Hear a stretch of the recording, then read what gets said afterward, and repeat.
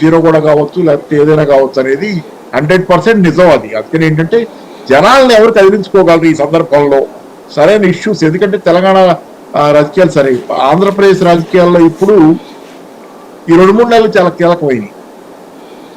ఎందుకంటే ఎవరైతే జనాల నుంచి సింపతి తెచ్చుకోగలరో, మా మీద దాడి జరుగుతుంది, మా మీద దాడి జనాల మీద దాడి అని లింక్ చేసుకుని చెప్పగలిగిన వాళ్ళు, ఇట్లా ఎవరైతే చేసుకోగలరో వాళ్ళకే అవకాశాలు ఉంటాయి. ఎందుకంటే జనాల్లో చాలా గందరగోళమైనటువంటి వాతావరణం ఉంది అక్కడ. ఓవరాల్ గా ఎన్ని పొత్తులు వచ్చినా మీరు అడిగింది, మీరు అన్నదానిలో నాకు వినపడింది ఏంటంటే కమ్యూనిస్టులను కాంగ్రెస్ కలుస్తారని కదా. అవును, ఐఎన్డీఏ కూటమని చెప్పేసి.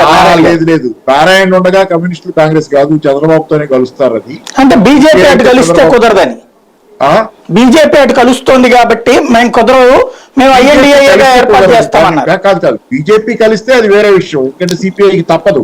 ఆయనే చెప్పేశారు బీజేపీ తెలుగుదేశం కలిసిపోయి.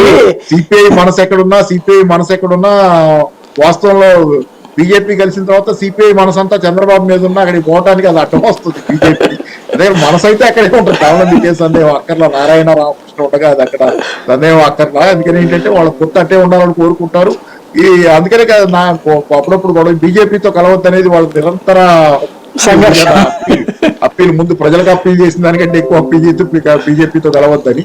సరే, నేను అనుకోవటం బీజేపీతో కలిస్తే ఇప్పుడు రవికిరణ్ గారు ఏమనుకున్నా, రవికిరణ్ గారు పార్టీకి బలం ఉంటే ఉండొచ్చు, దేశవ్యాప్తంగా పార్టీ బలంగా ఉండొచ్చు. 2024 ఎన్నికల్లో కాంగ్రెస్ కి అది చాలా గట్టి దీటైన పోటీ, ప్లస్ అధికారంలోకి వచ్చే అవకాశాలు ఉన్న పార్టీ కావచ్చు. కానీ ఏపీ వరకు మినహాయింపు సార్ బీజేపీకి. ఏపీలో బీజేపీ పట్ల వ్యతిరేకత ఉంది, నిస్సందేహంగా వ్యతిరేకత ఉంది. సానుకూలత అయితే లేదు. దాంతో ఎవరు కలిస్తే వాళ్ళకు కూడా వ్యతిరేకత. కాంగ్రెస్ మీద అనుకూలత ఉందా సార్? అట్లంటే రెండింటి మీద చెప్పండి. జాతీయ పార్టీలు కాంగ్రెస్ మీద కూడా లేదు, కానీ కాంగ్రెస్ మీద వ్యతిరేకత తక్కువ స్థాయిలో ఉంది.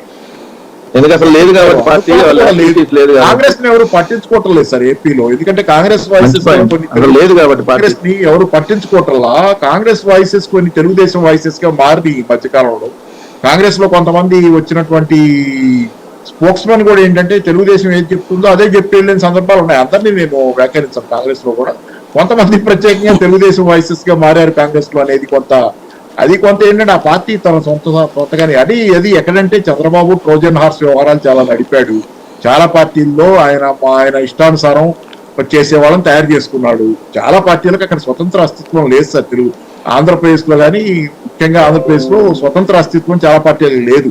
ఆ పార్టీలు రిమోట్ కంట్రోల్డ్ బై కొంత టీడీపీ నడుస్తున్న వ్యవహారం. కాబట్టి కాంగ్రెస్ మొత్తాన్ని ఆయనకు అభ్యర్థి చేశారు చంద్రబాబు అని చెప్పారు. కానీ కొన్ని వాయిసెస్ చంద్రబాబు తరఫున మాట్లాడుతున్నాయి. అవి ప్రజలకు కూడా తెలుసు, తెలియకుండా ఎందుకుంటుంది, ప్రజలకు తెలుసు. అది పైన కాంగ్రెస్ పార్టీని పెద్ద సీరియస్ గా తీసుకోవట్లా. మరి షర్మిల చేరితే ఏమవుతుందంటే కొంత షర్మిల గారికి ఏంటంటే, షర్మిల ఆల్మోస్ట్ ఆమె చెల్లెలే, అంటే ఆమె షాడోస్ లో ఉండి పనిచేయాల్సింది తప్పితే ఆమె వ్యక్తిగతంగా ఆమె నాయకత్వ లక్షణాలు తక్కువ ఉన్నాయని నేను అనుకుంటున్నాను. కొన్ని సింబాలిక్ ఏవో చేయగలిగే తెలంగాణలో చూశాక ఆమె పాదయాత్ర అది ఆమె నిలబడగలిగినంత నాయకురాలుగా ఎదగలిగినంత శక్తి లేదు ఆమె. Is only